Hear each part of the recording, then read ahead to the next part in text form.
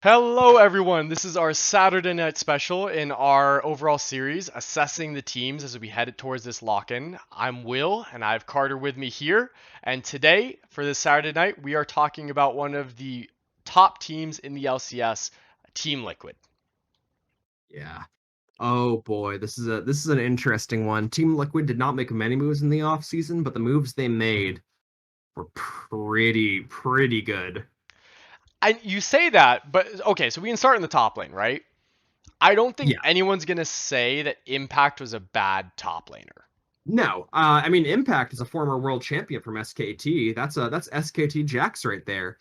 Um, and Impact in like we were talking about before the call. Team Mm, Liquid is the only team in LCS history to four-peat the LCS, and yeah. the only player who remained consistent on that squad besides Doublelift on that team was Impact. So like clearly he is such a strong player. But you look at who's replacing him, previously Astralis Alfari, and Mm-hmm. talk about like the old guard versus the new guard. Impact Mm-hmm. might be strong, but oh man, Alfari is looking like an upgrade. He was Mm-hmm. one of, if not the best top laner in the LEC last season, coming over to North America for the first time. And man, he's looking to make waves. And can we talk about, because I know you and I were looking into this a bit earlier, can we talk about his renekton gameplay a little bit? Because I think that's a Oh, champion that always feels like it has a place because of its lane dominance, right? Especially when you're yeah. looking at a Camille meta. Maybe we've seen a lot of that out of China recently, and that sometimes translates a little bit over to the LCS. Yeah. Last season, spring and I think it's spring and summer included. Mm-hmm. He has an 80% win rate on Renekton. It is his best performing champion with a that has a substantial pool of games by far. He is so good at lane bullies. It is so gross.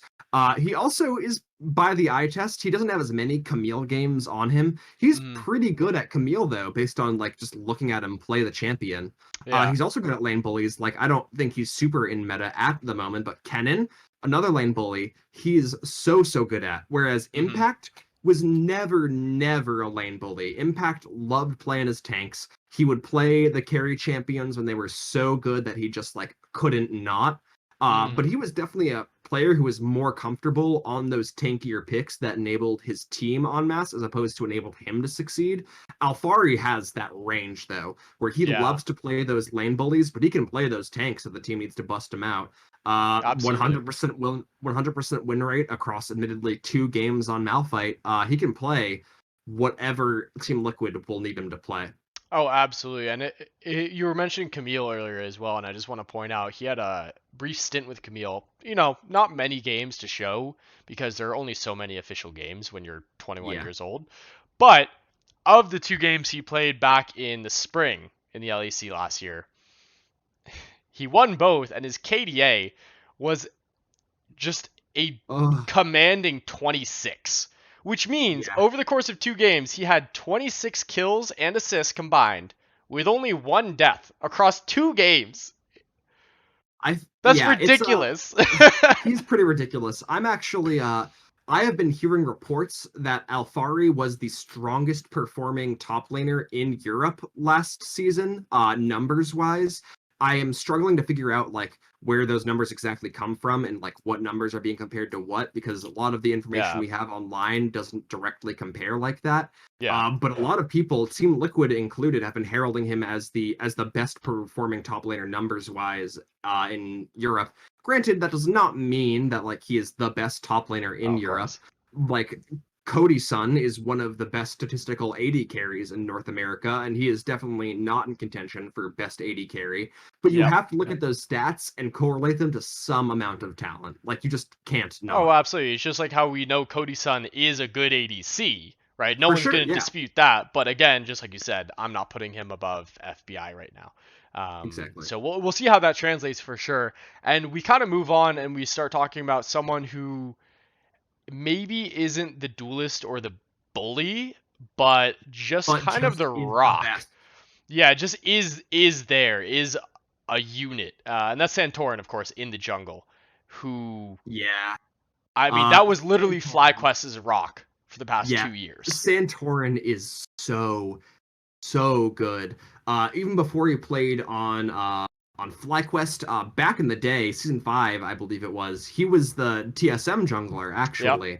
Yep. And always Santorin has shown just to be he is so consistently good. He's never like the overperformer on any team that he's on. He'll never be like your Dardoch or your Sven Mhm. Skaren who will like pop off and win the game his team KDA and damage wise, but he Yeah. will always be the person who sustains the team from the jungle. Santorin, from the eye test, is one of the best pathing junglers. He always knows how to show up where he needs to show up.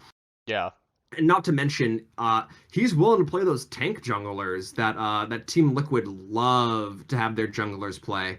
Oh yeah. Broxa was given the distinct privilege of being allowed to play Lee Sin last year, his best champion, by the way. That Team Liquid seemed to let him do after some convincing. But Santorin kind of slots into Team Liquid exactly how Team Liquid needs him to slot into.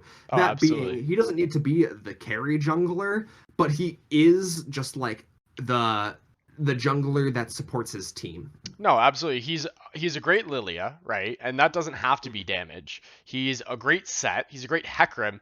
A man after my own heart. He's a great Volibear, Bro, which he's a great is Sejuani. he's a great Sejuani. So all of this just kind of adds up to the guy who's not gonna be the star of your fantasy, but he's Yes. always gonna be the guy that gets you the points that you need to establish a baseline in whatever Yeah. you're doing, right? And that's gonna be the same truth for Team Liquid, right? No matter the game, Santorin's going to be an issue for every team they play against. We have a Yeah. lot of great junglers in the LCS this year, a lot of them. And Santorin will never outright lose to any of them, I don't think. Yeah. Broxa But can have his hey, best game on Lee Sin, and I think he's just catching out like Jensen. And Santorin's still there to pick up the pieces. Santorin will not be the one exactly. to go down, right? Yeah. Um, I mean, but and hey, if you want to talk about stars on Team Liquid, though, you can go right down to that mid lane where we're looking at Jensen over here. Jensen is almost inarguably within the top 3 mid laners this season.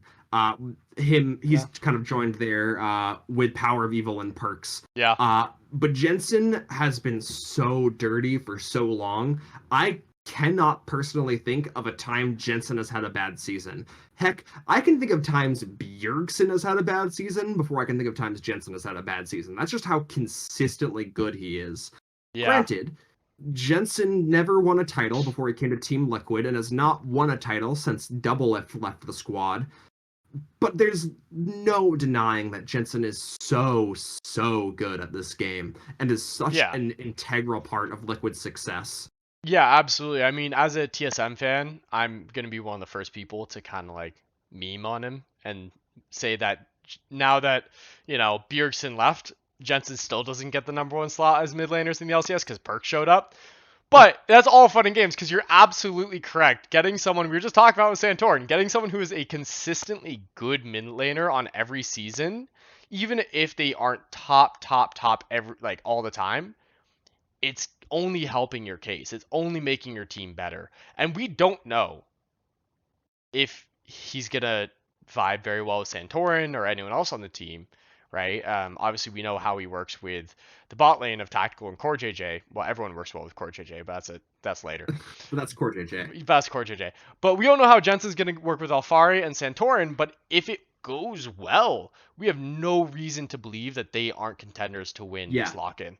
I mean, Um, to your point though, is like, yeah, sure, maybe Jensen isn't always the number one mid laner, but he's always at least top 3.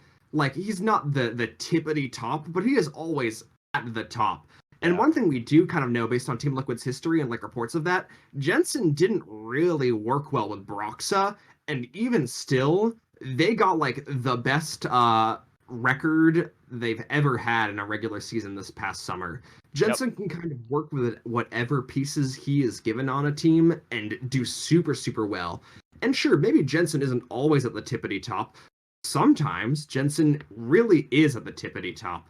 Jensen has beaten Bjergsen in a spring finals before. Jensen beat Niski in a summer finals Yep. before. Jensen never doesn't have the potential to win it all. Maybe now that Perks is in the picture, that's a different story. But Jensen is so good. Yeah, I mean, having Perks in the picture too, right? It doesn't mean that Jensen's going to suddenly collapse either. He's a man who's been to the world stage. He's felt the pressure. He's played international players. I don't think Perks coming in is going to be easy for him by any means, but Now, he's also not going to buckle. yeah, But moving on to the rest of the core of Team Liquid, who we've seen on this team for at yeah. least a couple Speaking of years. core, Yeah, we can't skip tactical yet. that's true. That's I got some true. things to say about tactical. I My mean, boy Edward Raw. the man. So first of all, the man just got onto Team Liquid at the start of last spring season, Yeah, and he since was. then, I mean, he's in my mind at least, he's established himself as one of the best ADCs in the LCS. Yeah, he was kind of brought in as their answer to Doublelift losing motivation. Steve was like, "All right, Doublelift, Yep. if you don't really want to play, we'll give it to some upstart rookie who really, really wants the spot." And oh boy, did Tactical really want the spot. And it's not kind of a matter of Tactical like overperforming in one or two splits. We saw Tactical do really well on the world stage. I Yeah. forget what game it was, but I distinctly remember a Callista game where the rest of Team Liquid were really, really not doing well, including former world champion Core JJ, who we'll Yep. talk about later. Yep. But Tactical refused to get the game off his back. It was Yep. one of the most 1v9 games that I've seen North America do well in, and it's all thanks to Tactical. And he's Yep. kind of coming into this season. He's not a rookie anymore, but he still has that rookie blood amongst this roster of longtime veterans of the game. And Mhm. that kind of youthful energy, that kind of new blood might be exactly what Team Liquid has needed for a little while now. Yeah, absolutely. So that game, I just want to check on it because I do remember that. First of all, it was against G2. So he's Ah, ready to play against yeah, Perks. yeah. And it was a Callista game where he went 6-2 and 12. That's a KDA of 9 on the world's main event stage As a North American player, mind you. against a team that went on to be the world finalist stage. They ended up second. And I don't even think Callista was necessarily his best. Nah, he I will say Tactical's champion pool has always been somewhat limited, but it's always limited by who are the best champions in the meta at any given point in time, and Tactical plays those two or three champions who are the best in the meta, Yeah. regardless of who they are. Yeah, absolutely. And there's something interesting there, right? Where his next top couple champs, at least that come to my mind, sure, Ashe is there, and I don't think we'll see too much ADC Ashe this Yeah, coming I mean that was also a year. byproduct of Ash being super good past summer. Exactly. Ashe is just in general very good, and as you said, he just had to play. But Jin is something he's been picking up quite a bit, He which loves is in his a Jin. great place right now, especially with He Gale Force was after Eclipse got nerfed. he was playing Jin this past summer, back when Jin wasn't even good. He just loves the champion. Dude, him and Wild Turtle, man, they were just there for it. Yeah. But the other thing, which is gonna be kind of a meme pick, but is it? Is Twitch in an ADC role? Because if God. you pick up Twitch right now with Nashers and Hail of Oh, Blades, where are you we have a talking really about? good chance of killing everyone after you die, which is ridiculous. I have Oh never been God. hurt by true damage to that extent since like season 4, 5 Darius or Oh, whenever that moment was. I Um, hate I hate that was season 5, if I recall correctly. I hate that we're talking about AP Twitch, but I hate even more that there's a good reason we're talking about AP Twitch. I don't know if that's going to work on the world stage, right? You have much better No. coordination. You have people who typically, right, they understand Twitch's damage, and when he's missing, aka right next to you, like they communicate better than any of us do, especially in solo queue. Obviously, there's a reason they're pros. But he still keeps playing it. And I think it's only gotten better. So I really think that's going to be something we're looking out for. And if you're going to play Twitch, you're going to need some protection. You're going to need someone who's really able to follow up with you. I don't think he can ask for a better support than Core JJ, Yeah. if that's who we're I talking don't about think now. I don't Like, think anyone in the league can ask for a better support than Core JJ. I think Core JJ is the best support in the league. Core JJ, I mean, let's just, before we talk about how good of a player Core JJ is, I just want to give him some respect for setting up this whole in-house system that we currently have that is Mm, definitely driving North American talent to be better than it's ever been, which kind yes. of shows you, even though Core JJ is a former world champion, I believe on Samsung Galaxy, along with Crown, he won Mm, that world championship. mm, But he's really invested in North America, clearly. Initially, Core JJ kind of came over to North America because he wanted to team with Doublelift on Team Liquid. Obviously, Team Liquid has changed since then. But remember, Core JJ was the MVP of last season. Core JJ, even when you have players like Huhi or an Ignar in the league, was the best support in the league by far, was yep. maybe the player in the league by far.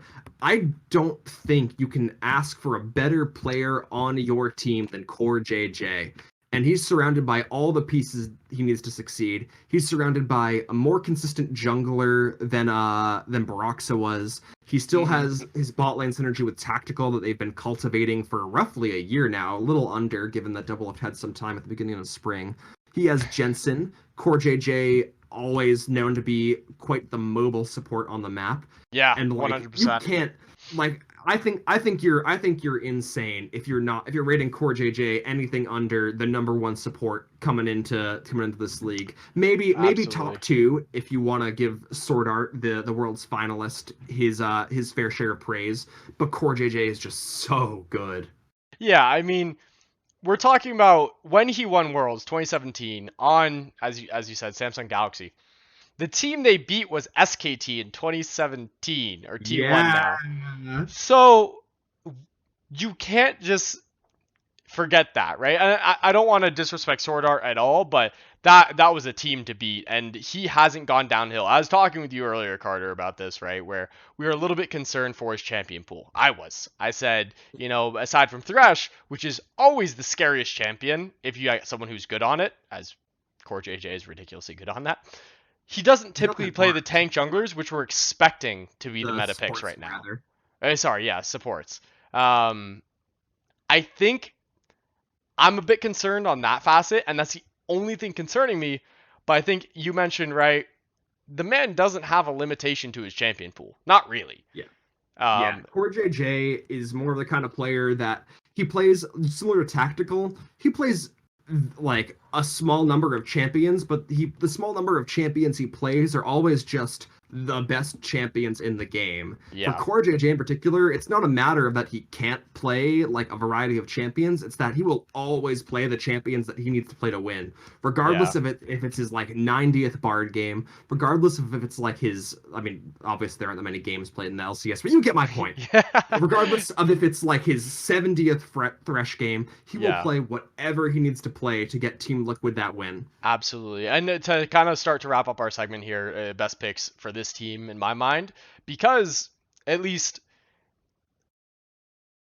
it's tough, right? I want to start mentioning Santorin again or Jensen, but I think I'm still on Core JJ for my pick, partially because in a fantasy game, if I'm picking out my team right now, I want Core JJ on that team, right? I need a Yeah, support slot, and Core JJ is the best support. That's what I'm yeah, looking at. Even in their final two games at Worlds, the man had like a 10 KDA average or something along those lines. So I'm still looking at Core JJ, yeah. but I'm I I'm don't kind know of what you're on doing. I'm kind of in the same boat as you. If like just looking across the board, the three players to look at for my money are Core JJ, Jensen, and Santorin. From that, I would immediately remove Santorin because sure, Santorin's a great player, but the jungle talent right now is arguably better than it's been in a very long time. There Mm-hmm. are so many super strong junglers you can pick from right now, Yeah. whereas the mid and support pools in particular are kind of way more narrow. Like I mentioned, Jensen a top three mid laner right now with Power of Evil and perks. So Mm-hmm. Jensen has a really, and Jensen as well, kind of not like a KDA player per se, but is always a player who kind of ends up through the state of the game having a good KDA. He is more often than not the kind of carry of Team Liquid. Yeah. While Core JJ is kind of a carry through enabling Jensen, but Core JJ also is kind of always around the map, always making plays for his team. So oftentimes his kill participation is super good. So like they're kind of both differently strong, but it would to me it feels wrong to say one is definitively better than the other because both of them kind of do the thing that they need to do almost perfectly.